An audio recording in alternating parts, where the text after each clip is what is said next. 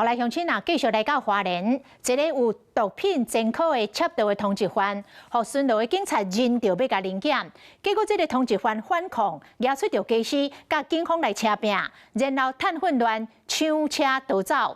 伊是看到一台当咧停红灯的车，怎冲去伫车顶，举刀威胁这个女驾驶赶紧落车。女驾驶惊一个破胆，随落车逃命。就安尼，这个车互通缉犯驶去，互走去咯。不好意思。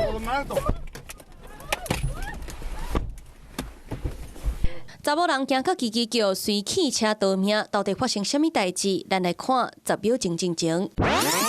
一个穿浅拖底裤的查甫人，正着急伫咧大路顶悬走，后壁警察骑乌托摆，连安全帽拢未护伫，就冲过来，佮一直向查甫人大细声。原来伊是一个通缉犯。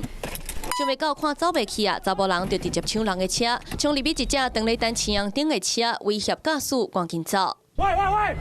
看查某人落车，查甫人就赶紧到驾驶座，无顾警方阻挡，捌句了后就随吹油门加速逃走。毋那沿路一直换车道，佮连续冲过来的红灯，驶8公里外了后，一直到红电火车头才停落来。代志发生伫咧昨下晡3点20，通缉犯汽车逃亡。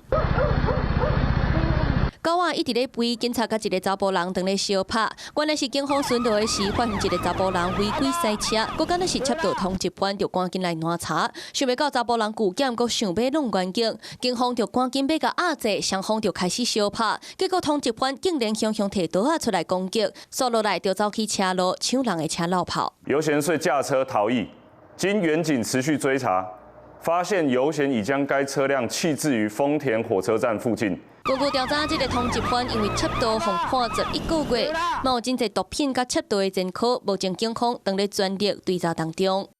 Hello， 我是蒋欣梅，想要抢先掌握最及时的新闻资讯吗？赶快订阅、按赞、开启小铃铛，锁定华视新闻 YouTube 频道。